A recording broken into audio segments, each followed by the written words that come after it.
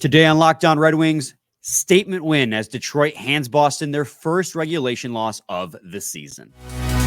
You're Locked On Red Wings, your daily podcast on the Detroit Red Wings. Part of the Locked On Podcast Network, your team every day.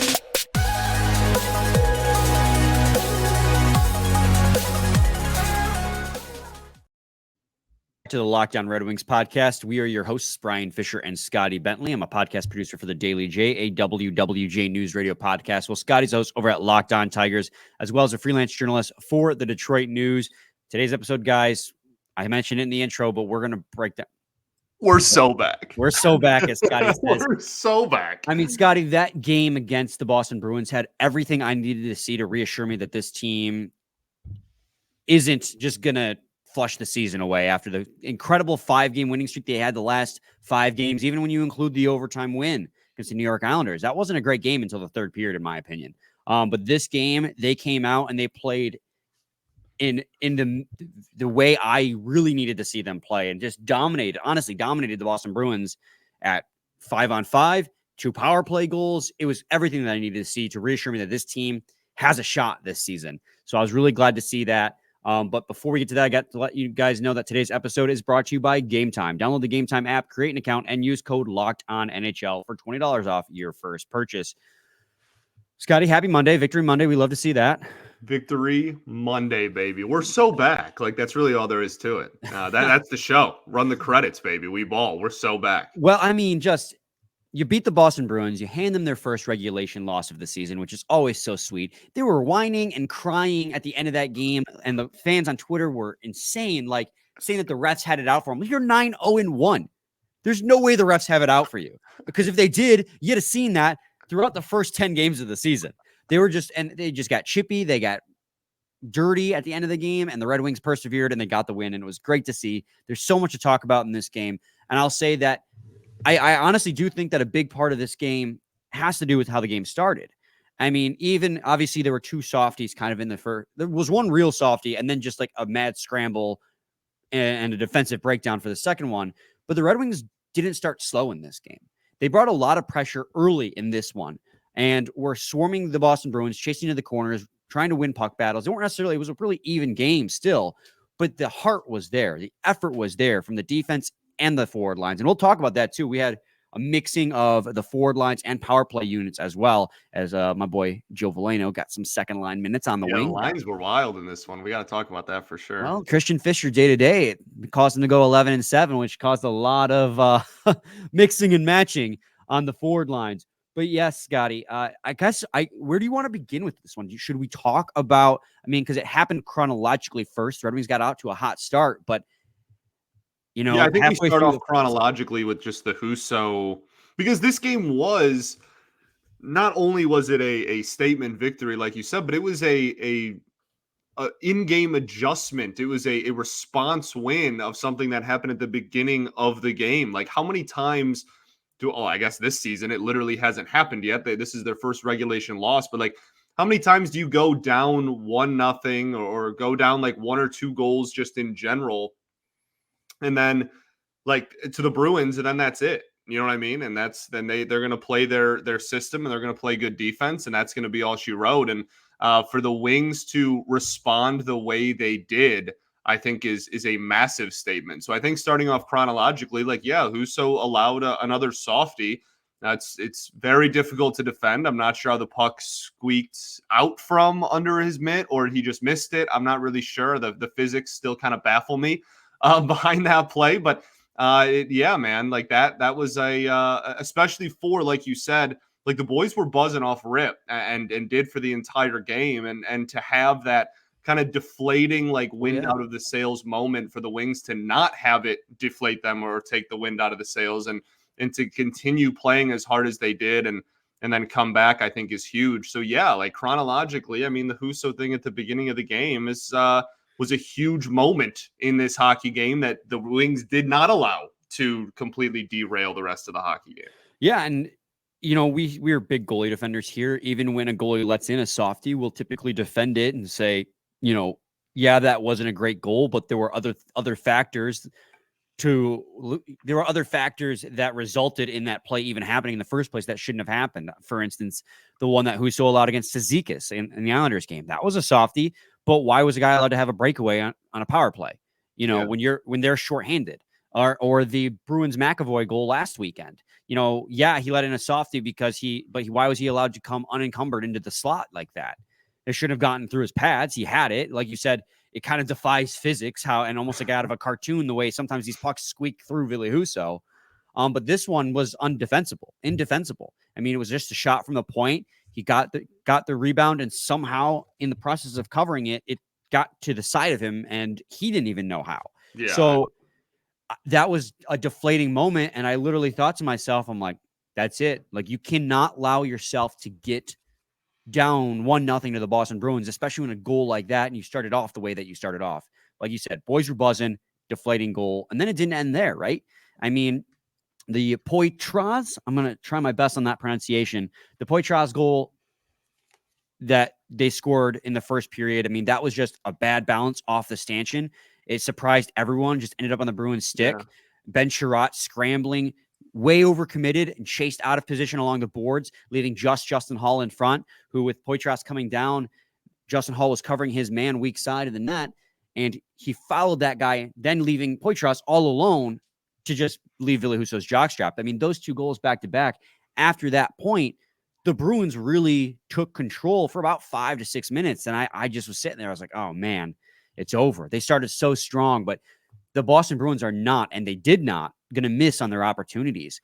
But that's where the most exciting part of this game comes in, because and this is something I can give credit to for the Red Wings throughout this entire season, is they don't relent. They don't give in. I mean, we've been joking that they've been a third period team this season, but the main reason they're a third period team is because usually they roar back in the third and have a ton of chances and dominate the third, trying to tie it up. Even against the Panthers, where they lost 2-0 the other day, they had a really good third period. The problem is you did a flat first and second, but that wasn't the case in this game. Let's play three, boys. Yeah. Let's play three. And in this game, they absolutely did. They did. And they revamped the power play unit. Lucas Raymond on the top power play unit, I believe, replacing Shane Gostisbehere. I'd have to double check on that one for on the far wall. And he scored a power play goal, a beautiful cross ice look from David Perron to feed him. Actually, when I say beautiful cross ice look, it was a no look pass.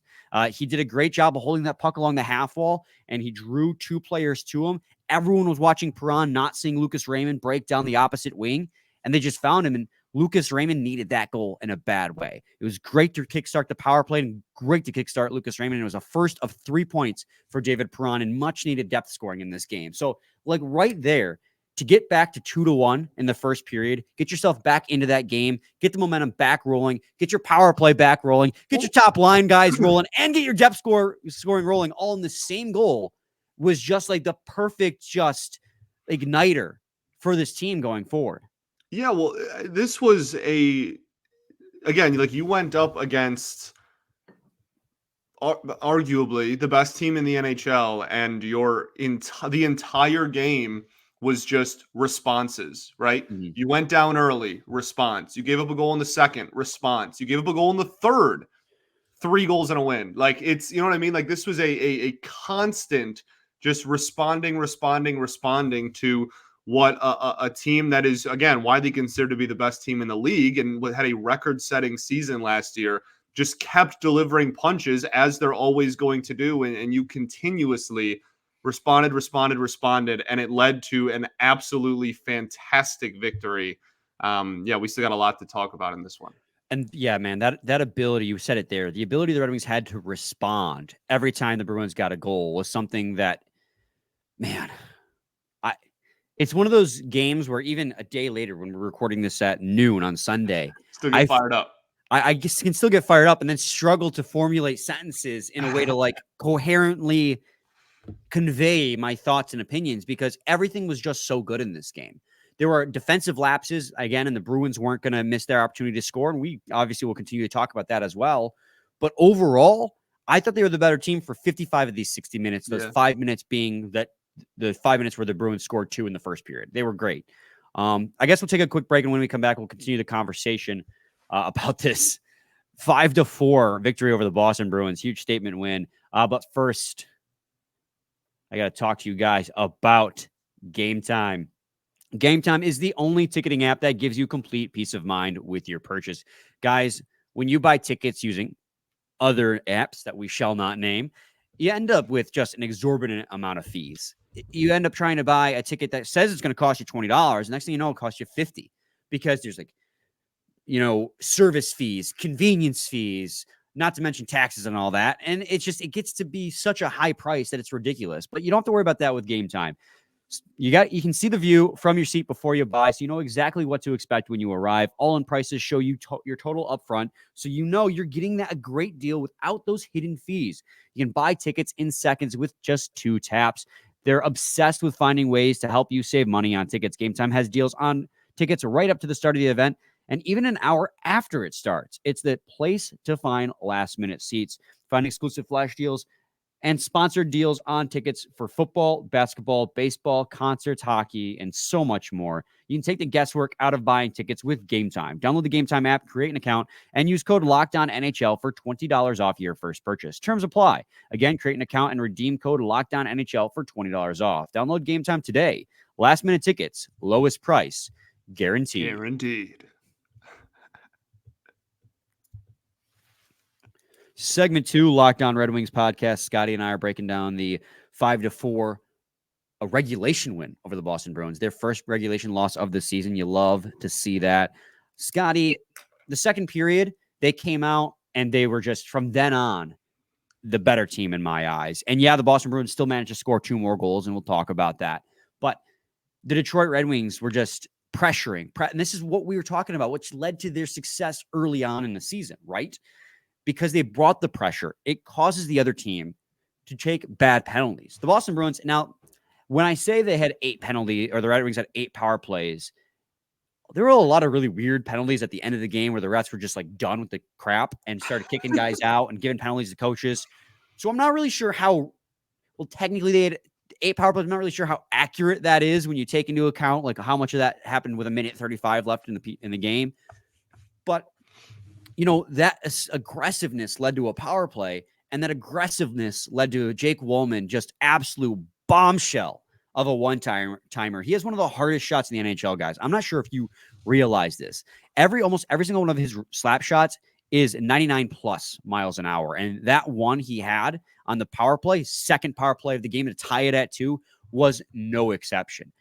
Jake Walman, I mean, my question is on the show sheet here today. Is Jake Walman him? Because I don't even think it's a question that he has been the best defenseman on the team early on in the season. And that's not a slight against Moritz Seider. Moritz Seider, they're a great pair, and they've had a good start to the season. But Jake Walman has been doing it all, and this game included. I mean, I saw one play where he carried the puck up the ice for a shot attempt, and then the puck came back down the other way. He busted ass to get all the way back and broke up the play as it entered the defensive zone. He literally plays offense and defense for the Detroit Red Wings and excels at both of them. And you put him on the blue line, he's got, just like Moritz Seider, an exceptional ability to keep the puck in, an exceptional ability to get away from opponents and pressure and open up his teammates. And then that slap shot is just incredible. I think Moritz Seider has a great wrist shot and snap shot that can thread the needle through defenses. But Jake Walman's just going to burst through the defenses with his cannon of a slap shot. That one-timer was incredible. And I think that guy is just, what's the term you use for guys, Scotty, that are kind of those motivators on the ice with the way they play? I'm slipping my mind. Feeling like maybe Jake Walman's a dog. Wow. That'll work. We can roll with that. Jake Walman is a dog. I every single game, Jake Walman impresses me more and more. Yes, I completely agree. I think for me, it's not really as much about comparing and contrasting Walman and Seider as it is just them together, realizing that the two of them together are phenomenal. That's more of what it is for me, man. They are an incredible, high-end defensive pair. Both of them bring great value on both sides of the puck. That's the perfect 1-2 punch or 1-1 punch on a top line and on a top pair defensively. They are incredible together, and we have noticed that from the second that switch got made back in the middle, what was it, December, January of last season, and it has maintained throughout, and that's super exciting. I just think that wouldn't have happened if the Red Wings had initially not traded Anthony Mantha. That's how that trade tree began. Anthony Mantha. That's like my favorite thing to do. We could spend half an hour, probably like next offseason is the next time we'll have time to do it. But we could spend half an hour just looking at like trade like trees and like the trickle down effect of like this happened, so this happened, so this happened. That's so fun to me. And yes, you're completely right. Yeah, because it was Mantha for Vrana and Panic. You dealt Panic to the Islanders as part of the Leddy package, and then you dealt Leddy to the Blues as part of the Walman Sundqvist package. So thank you, Anthony Mantha. You did something for this organization besides break your hands. Hey, multiple times. I loved him when he was here, but anyways, I digress. That's a dog. Well, he was not so much anymore. They're not too fond of him over there in the Capitals. Maybe too much of a dog at sometimes. Yeah. Sometimes he's dogging it instead, like just sandbagging it out there. That's good. Yes, but I thought the defense as a whole played a pretty good game. I mean, the defense and just the team defensively. I mean, this is a Boston Bruins team that doesn't really generate. I mean, outside of Marchand and Pasternak, which, hey, notice I said Pasternak's name right the first time this episode. I didn't have that brain freeze like I did last time. I mean, outside of those two guys, like they are a defensive first team, and they score their goals off their opponent's mistakes off the rush, like they did in this game. Honestly, like they did in this game. Well, go ahead. Yeah, no, like that's just the pro and con of playing such an aggressive forecheck. Like we've talked about that a lot, but early on in the season when we were winning every single time we stepped on the ice, that was the plan, right? It was really aggressive forecheck. If you're going to allow a goal, it's going to be a rush going the other way because you're so aggressive on the forecheck. That was how the first 5-6 games of the season went. And then we kind of like went away from it, and teams kind of were game planning against it. And obviously, like there's a lot of other stuff that's going on, right? Like the lack of production from the outside the top line, like blah blah blah. We've covered that a lot on this show, but like this was really the first game that it felt like those early wins again, where it was like, okay, this is a lot of constant pressure, and the opportunities that the Bruins have are going to be rushes, which is obviously like high risk, high reward type of play, but it worked early on, and the fact that they went back to it and it worked again, I think is telling. See, I would argue that this is even better than those early wins because outside of those few rushes, which again the Bruins are too good to not take advantage of. Yeah. Because Pasternak scored in this one again. Although we'll talk about that because that was some BS. I thought that this because the numbers don't lie, right? The Red Wings dominated this game at 5-on-5. They outshot the Boston Bruins 40-30. They attempted the Boston Bruins at even strength, 59-38. In every single period, the Red Wings, with the save the third period in which the Bruins had one more shot attempt than the Red Wings. Yeah. The Red Wings outshot attempted the Bruins by a wide margin. The second period, the Red Wings had 22 shot attempts for versus 9 against at 5-on-5. That's how aggressive they were being. And that's how it's just fantastic to see this team bounce back against a really good team and say, hey, we're not done. This is not us. Of course, they did come back down the ice after the Red Wings tied it and scored. And Oli Mata chased way too far out of position, leaving a guy backdoor for an easy tap-in goal to give the Bruins a 3-2 lead again. You can't make mistakes against the good Boston Bruins. I thought the defense played really dang good. Outside of a couple of those lapses, Oli Mata made a beautiful diving poke check to break up a 2-on-1. Jeff Petrie had a couple really crucial blocked shots on power plays for the Bruins. Like those are the types of plays you need your defense to make if you're going to compete, is just time and place, making the right spot, making the right, save in this instance. And it goes on to the forwards too. I mean, the forward line shook up and they were different. And I guess we can talk about that next in the third segment. That's the next thing to bring up because depth scoring was a thing.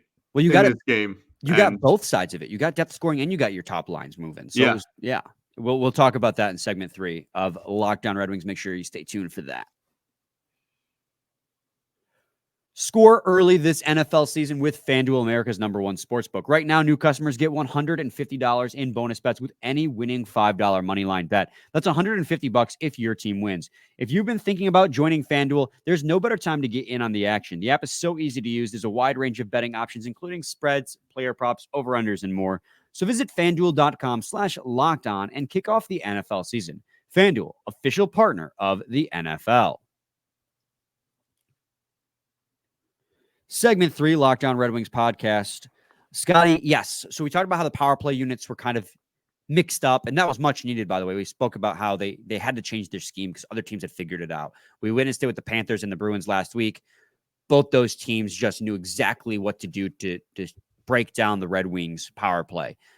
They came with new people, and they came with a couple new schematics in this game as well on how to move the puck, and it worked. But the forward lines at even strength were much different this game as well.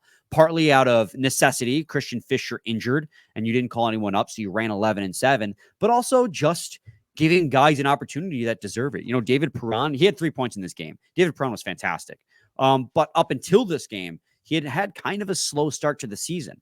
So they demoted him down to the third line, and Michael Rasmussen also having a slow start to the season, who reportedly is working on a contract extension, if you listen to 32 Thoughts. I feel like that's a tomorrow convo, honestly. And both those guys had slow starts to the season, so they both kind of got booted to the third line, at least to start the game. Again, they're being 11 forwards. Guys kind of rotated all over in the, I guess you call it bottom 9. It's not really a thing, but anyone outside the top line kind of rotated. But Joe Veleno got a look at the second line, and I liked what I saw. You know, he played wing rather than center, so I thought there were a couple of moments he looked a little awkward because he's used to playing center. But I thought he slid in and he had a respectable game. Obviously, the team won, so he wasn't that bad, right? Hey, man, look, like, to me, this, like, really isn't rocket science. Like, you have a second line that is really good defensively and has produced nothing offensively all year, okay? You also have one guy that clearly has been the most productive offensively in your, as Brian said, bottom 9, okay? What's a great way to maybe get some production out of the second line that has gotten no production? Maybe put the one guy the only guy outside of the top line that has been consistently productive on that line. And again, like, obviously Veleno himself didn't like set the world on fire necessarily, but like that line was a lot more productive than we've seen it in the past. And like Copp obviously had the rebound goal, and Compher I think had an apple or two. Like, this is they looked productive, and you kept the 2 defensive forwards that you want out there to make it like your quote unquote shutdown line together. I think there will be a little bit of a grace period, an adjustment period for Veleno, where he's going to have to make adjustments if this is going to be a long-term thing and get used to it. Not really as much offensively. I'm kind of fine with him playing like I don't know, like makeshift second center on the ice at the same time offensively. I kind of actually like that. Just give him the freedom to make stuff happen offensively. But defensively, I think is where a lot of the adjustments for him being a winger are going to have to be, especially with 2 such great defensive forwards that he would be playing with there. But yeah, man, like I don't hate it at all. Like I said, I don't think it's like some big brain thing. I think it's just let's put the productive depth with the unproductive depth and see what happens. And it led to some pretty good production. And then yeah, as far as that, I really liked that third line. That's not really one that we Michael Rasmussen back to center. Yeah, that's not really one that we game planned. But Sprong and Perron on the same line, I think is brilliant. That's Perron gives you a little bit of the gritty, like edge type of player. Sprong gives you the grip it and rip it type of player, and Rasmussen up in the middle can kind of be a jack of all trades, master of none there in the middle, and gives you the intangibles of size. I really liked that line together, and I hope we see it again. And obviously, like, Perron was unbelievably productive, and that's really easy to say, but I just think the schematics of that line together is really, really visually and hopefully statistically appealing. But yeah, man, I really liked all these lines. Just to give you an idea of how mix and match the lines were today, outside of the top line, if you go to natural stat trick and you sort, you go to the line mates option, you can select Joe Veleno and sort it by time on the ice. Yeah. So it'll tell you who he spent the most time on the ice with. Outside of the outside of 4 defensemen, which makes sense because less defensemen, so they're going to be on the ice more often. The top forwards that he spent the most time at 5-on-5 on the ice with was Austin Czarnik at 446. Yeah. Andrew Copp at 443. Michael Rasmussen at 439. And then JT Compher at 437.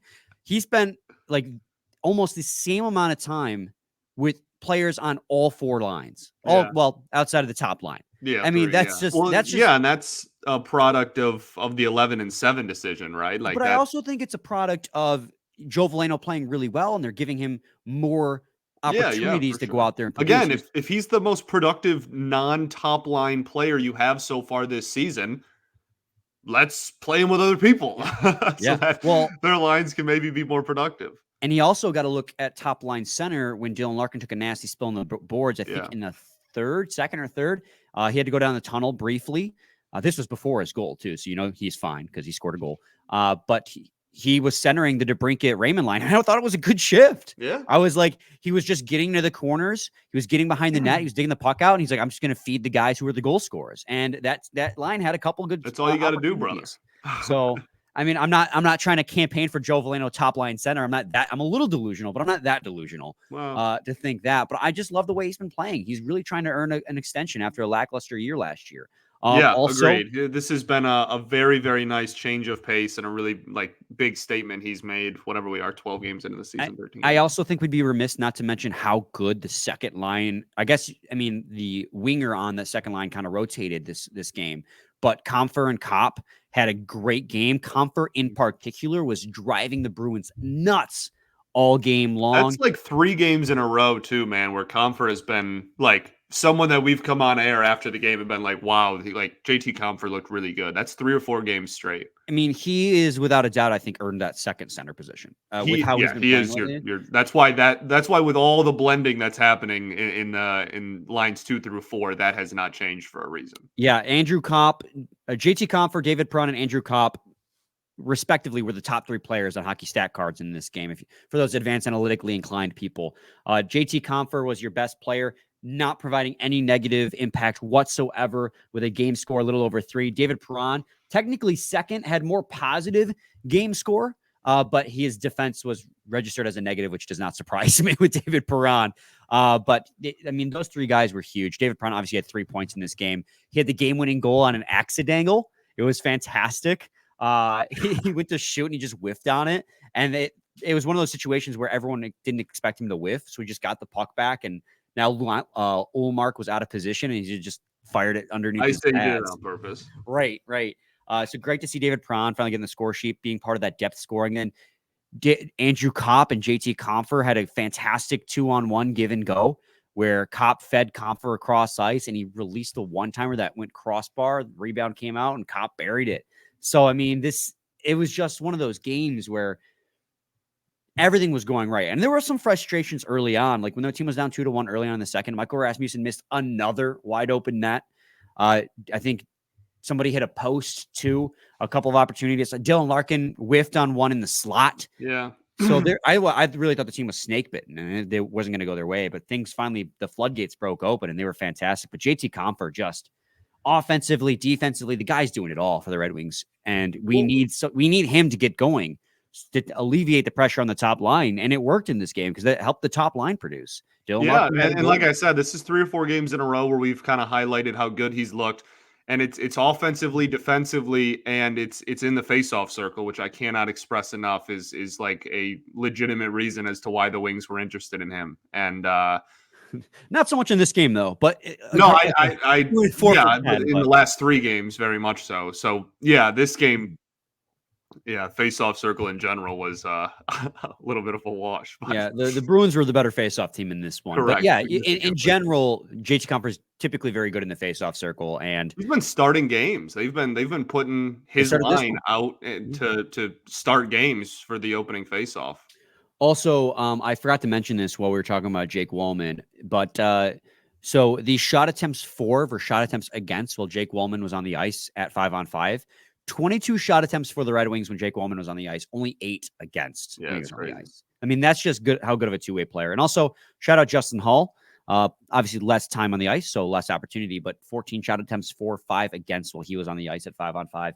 Again, I just thought the defense as a whole played a really good game. I mean, a couple of lapses, which led to goals, of course, not entirely. I mean, I can nitpick and pick apart the plays and be like, shouldn't have chased here, Ben Sherratt shouldn't have chased here, but overall, guys made huge plays to stop a very good Bruins team. And I thought the team effort as a whole by these guys today was fantastic. I mean, again, it's reflected, man. Like we've been talking about how like concerned we were for the 5-on-5 play this entire season. Even when we were winning games, we were like the Debbie Downers. We were like, oh, but like they're kind of getting outplayed still, and they just have an unsustainably high power play, and that's kind of carrying them to victory. This was you outplayed the Bruins at 5-on-5 and on special teams for almost 60 minutes. And that's unbelievably impressive. And you were able to cover up for a lackluster goaltending performance. Right. Because you maintained pressure. I mean, how nice is that too? I mean, how many of these games where the Red Wings won were attributed to the fact that a goalie stood on their head and had to make a ton of saves because of defensive lapses? Right. This was a game where your goalie was allowed to have a not so stellar game, especially against a really good Bruins team, but the rest of the guys around him picked him up.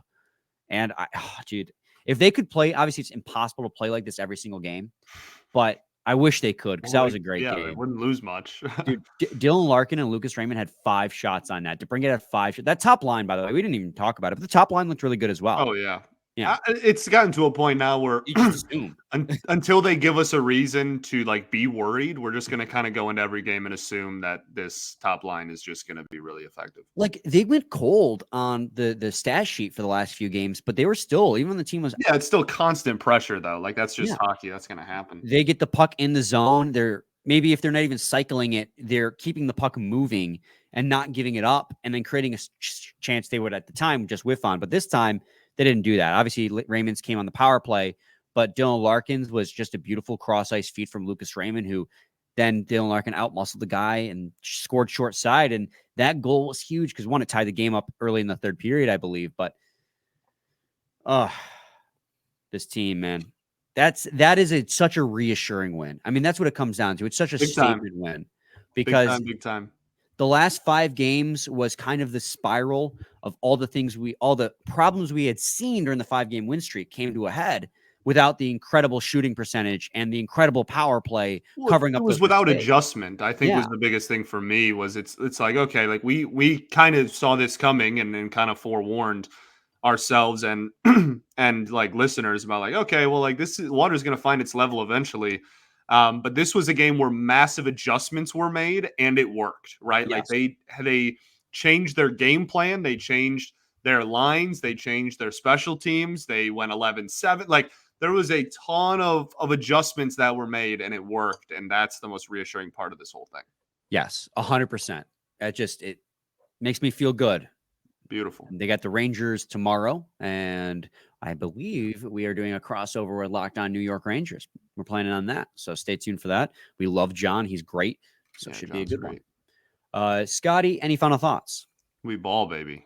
We get it to everything? We cover everything we want to talk about? I think we did. Cool. We're back with a new episode tomorrow. Same time, same place. It's your team every day. Every day.